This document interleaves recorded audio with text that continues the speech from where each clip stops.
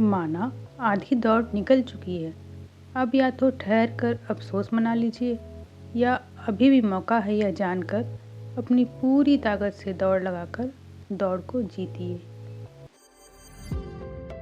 Hello friends, welcome back to my channel. मैं हूं आरती और स्वागत है आपका मेरे चैनल आरतीज़ डायरी में। तो आज दिन की शुरुआत मैंने हेल्दी ब्रेकफास्ट से की। कल मैंने अपना डिनर जल्दी ले लिया था, इसलिए आज मुझे सुबह से ही भूख लग गई। तो मैंने सोचा क्यों ना कुछ हेल्दी खाया जाए, तो मैंने वेज सैंडविच बनाया।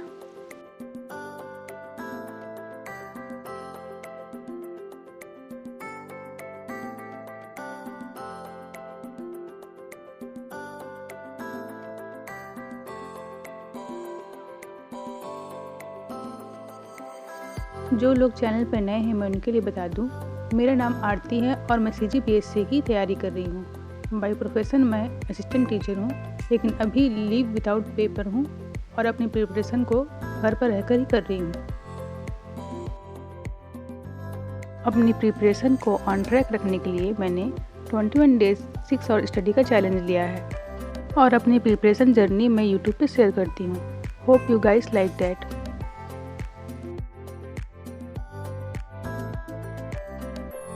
आज दिन की शुरुआत में मैंने सबसे पहले अपना ग्रेटिट्यूड जर्नल फिल किया और उसके बाद टू डू लिस्ट बनाया। आपको टू डू लिस्ट बनाना चाहिए कि आपको कौन कौन से सब्जेक्ट पढ़ने हैं और कौन कौन से टास्क आज निपटाने हैं। इसके लिए आपको 2 लिस्ट बनानी चाहिए। पहले लिस्ट में केवल आपके स्टडी के टास्क रहेंगे कि आप अपने पढ़ाई में क्या क्या करना चाहते हैं, टॉपिक सब टॉपिक, और एक लिस्ट होगी जिसमें आपके पूरे टास्क होंगे। आपको क्या क्या पढ़ना है, आपका क्या काम पेंडिंग है, आपको कौन से काम निपटाने हैं, वो सारे। तो ऐसे आपको 2 लिस्ट बना के रखनी चाहिए। और पढ़ाई वाली लिस्ट में आपको टॉपिक सब टॉपिक क्या क्या पढ़ना है, कहाँ से पढ़ना है, ये भी मेंशन करना चाहिए। इससे क्या होता है, दिमाग में क्लियरिटी रहती है और आप दिन में एक के बाद एक सारे टास्क कंप्लीट करते जाते हैं और आपकी एनर्जी डिसीजन लेने में वेस्ट नहीं होती।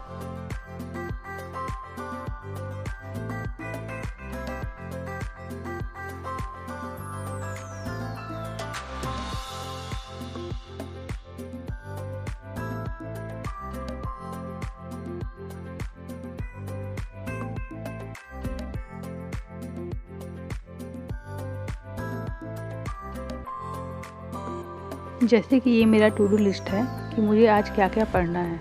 मैंने इसमें अदर वर्क मेंशन नहीं किए हैं।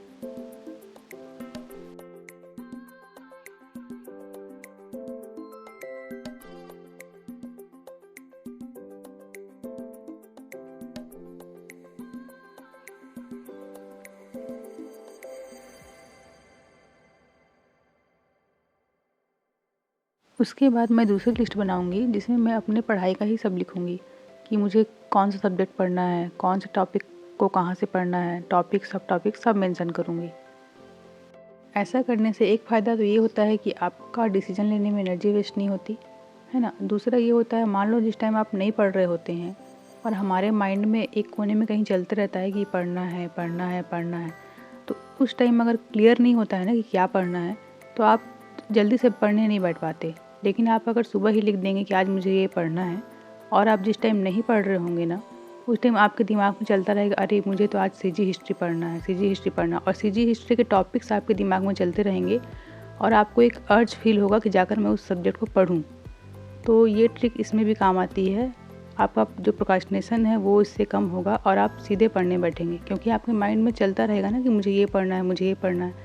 अगर आप सिर्फ ये बोलेंगे पढ़ना है पढ़ना है पढ़ना है, तो आप कभी पढ़ने नहीं बैठ पाएंगे। लेकिन अगर टॉपिक क्लियर रहता है और उस टॉपिक के कुछ तो आप पहले पढ़े होंगे, उसके जो विजुअल्स आपके सामने आते रहते हैं, तो आपको पढ़ने बैठने में आसानी होती है।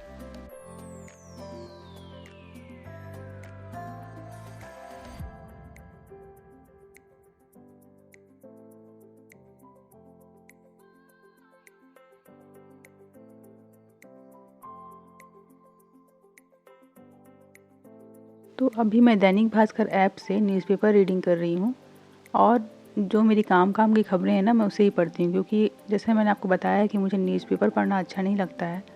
तो ऐसे मैं थोड़ा सेलेक्टिव टॉपिक ही पढ़ती हूँ और अभिव्यक्ति पेज में मुझे ये जीने की राह जो टॉपिक होता है ना, वो मुझे बहुत अच्छा लगता है, तो इसको मैं ज़रूर से पढ़ती हूँ। और दूसरा चीज़, इसका जो क्रॉसवर्ड आता है, जो शब्द पहले आता है, वो भरना मुझे पसंद है। बाकी पॉलिटिकल जितने भी इश्यूज़ रहते हैं मुझे पढ़ना उतना अच्छा नहीं लगता है। जैसे आज मैंने पूरा कंप्लीट कर दिया है शब्द पहले, लेकिन 3 शब्द मुझसे नहीं बने हैं। आप लोग कमेंट करके बताइएगा, अगर आप लोग को बने तो इसका स्क्रीनशॉट ले लीजिए और मुझे बताइएगा। ये 3 शब्द मुझसे नहीं बने हैं, मैं यहाँ मार्क कर देती हूँ और आप लोग मुझे कमेंट करके बताइएगा अगर आप लोगों को इसका आंसर पता हो तो। उसके बाद कल के न्यूज़पेपर में हम इसका आंसर चेक करेंगे।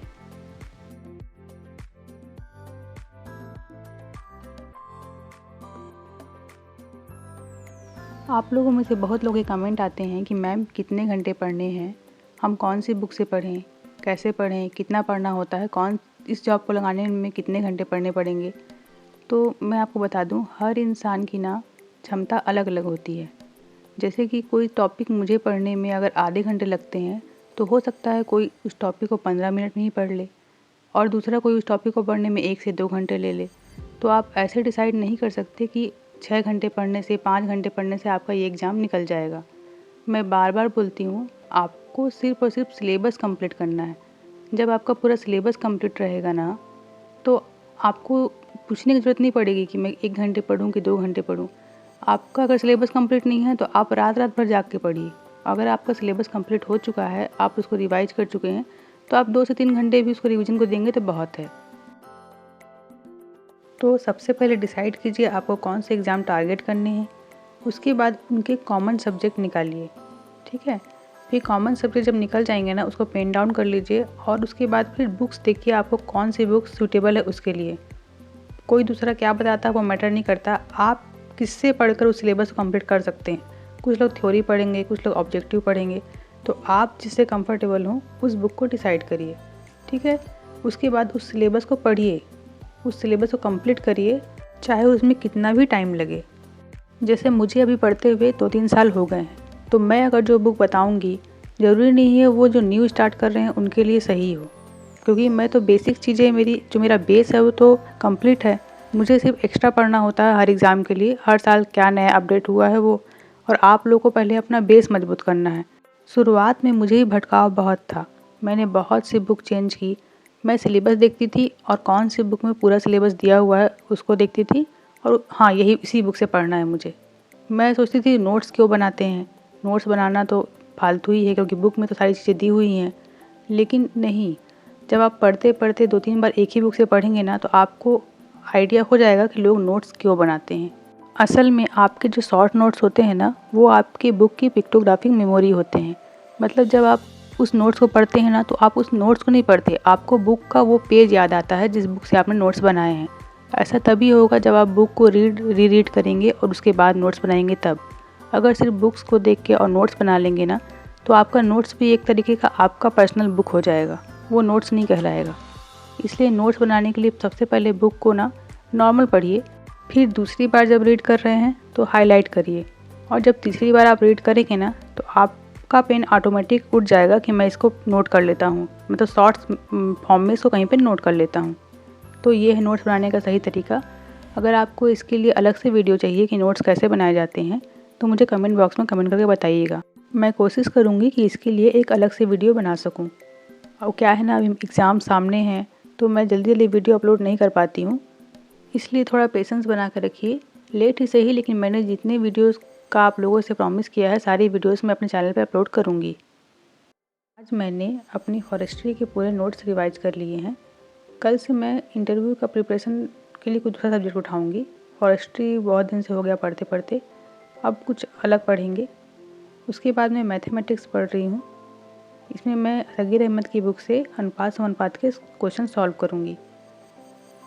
प्री के लिए तो शॉर्ट ट्रिक्स जो पढ़ते हैं हम क्वेश्चन सॉल्व करने में, वो सही रहते हैं, लेकिन उससे एक दिक्कत ये होती है कि शॉर्ट ट्रिक्स ही हमारा मतलब हैबिट में आ जाता है, और हम फिर ना मेंस के लिए जो स्टेप बनाने होते हैं, 2 नंबर वाले क्वेश्चन में 4 लाइन में बनाना है और 8 नंबर वाले क्वेश्चन में 10 लाइन बनाना है, वो फिर हमसे नहीं हो पाता। इसलिए मैं कोशिश कर रही हूँ कि अभी टाइम है तो इसको शॉर्ट फॉर्म में ना बनाकर इसको पूरा अच्छे से बनाऊँ स्टेप बाय स्टेप, ताकि मुझे मेंस में जो मैथ्स में नंबर कम आ रहे हैं अभी, वो नंबर को मैं इम्प्रूव कर पाऊँ।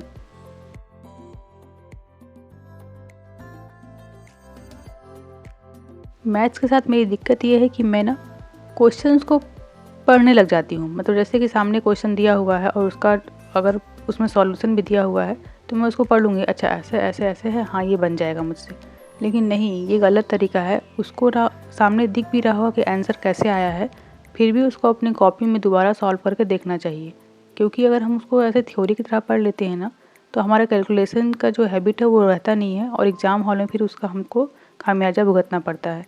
इसलिए हर क्वेश्चन को, यहाँ तक कि गुणा भाग को भी खुद पेन से करके देखना चाहिए। ऐसा नहीं कि अच्छा ऐसे में आंसर आ गया है तो इसको छोड़ देते हैं, ये गलत तरीका है। मैं इसको सुधार लाने की कोशिश कर रही हूँ, आप भी ऐसा मत करिएगा। मैथ्स को सॉल्व करके ही देखिएगा, भले उसका सलूशन सामने हो, लेकिन उसको आप हाइड करके अपने से पहले सॉल्व करिए, उसके बाद आंसर चेक करिए। ये सही तरीका होता है मैथ्स सॉल्व करने का। और मैथ्स के लिए मैं कोई बुक्स नहीं बोलूँगी कि आप इस बुक से पढ़िए या इससे पढ़िए। इसके लिए सबसे अच्छा ना यूट्यूब होता है। आप कोई भी टॉपिक उसमें सर्च करिए, आपको ढेरों चैनल मिल जाएंगे। जैसे डियर सर का है, मैथ्स बाई प्रबल सर हैं, उसमें आपको शॉर्ट ट्रिक्स भी मिल जाएगा और लॉन्ग में भी आंसर समझाना आपको बता दिया जाएगा। तो मुझे तो मैथ्स के लिए यूट्यूब सबसे अच्छा लगता है। लेकिन उसमें मुझे दिक्कत ये हो रही थी कि मैं उसके वीडियो सिर्फ देख रही थी, मैं अपना पेन नहीं चला रही थी। इसलिए मैं अब कुछ दिन के लिए यूट्यूब को अवॉइड करके मैं बुक से ही मैथ सॉल्व कर रही हूँ, ताकि मेरा पेन चले और मेरा कैलकुलेशन मिस्टेक जितने भी हैं वो ठीक हो जाएं।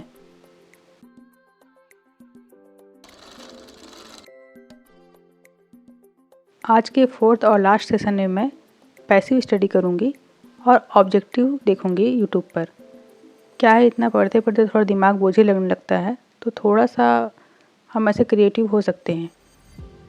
तो मैं अभी यूट्यूब पर सिर्फ ऑब्जेक्टिव सॉल्व करूँगी और CGPSC संकल्प चैनल से छत्तीसगढ़ भूगोल के और हिस्ट्री के ऑब्जेक्टिव देखूँगी। साथ ही साथ CGPSC के लास्ट ईयर के जो क्वेश्चंस है ना, उनका सलूशन भी यूट्यूब पर दिया होता है, उसको भी मैं एक बार देखूँगी कि कैसे क्वेश्चन आए थे और उनका आंसर कैसे लिया हुआ है।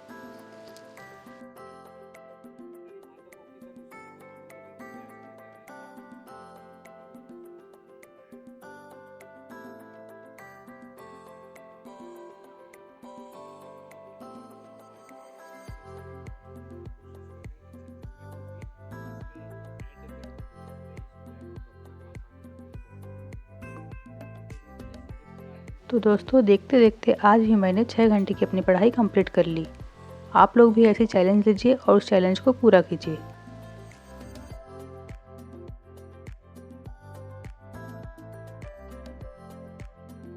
तो आज की वीडियो में इतना ही। अगर वीडियो पसंद आई हो तो वीडियो को लाइक करें, अपने दोस्तों के साथ शेयर करें और चैनल को सब्सक्राइब करें। Thank you for watching.